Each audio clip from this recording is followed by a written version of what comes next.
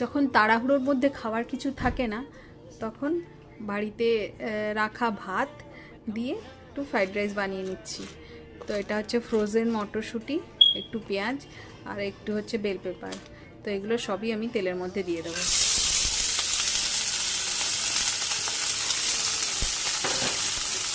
তাড়াহুড়োর মধ্যে আমি সকালে রান্না করেছিলাম ভাত, তো রাত্রে এখন কি খেতে দেবো মেয়েকে তাই ভাবছিলাম।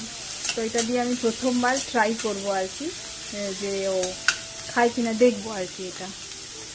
এটা ভাজা ভাজা হয়ে গেছে। এবারে আমি একটু দেবো এই যে গার্লিক পাউডার, বেশি পড়ে গেল একটু রে, যা যা যা। একটু নুন আর একটু দেবো এটা ব্ল্যাক পেপার পাউডার।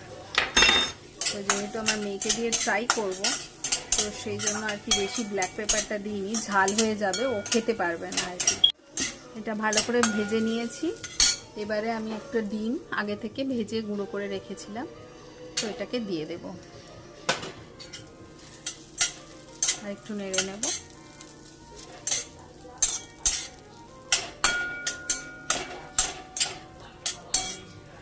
আমাদের ফ্রাইড রাইস রেডি।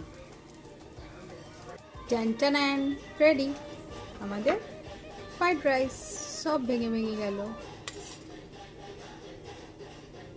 রেডি। কি সুন্দর কালারফুল, এত কালারফুল দেখে যদি ও খেয়ে নেয় তো খুব ভালো হবে। চলো টাটা। এবারে দেখা যাক আমার মেয়ে কি বলো। মা একটু খেয়ে দেখো তোমার কেমন টেস্ট হয়েছে, একটু খেয়ে দেখো, একটু খেয়ে দেখো কেমন কেমন খেতে বলো আগে, কেমন? ইয়াম। Thank you,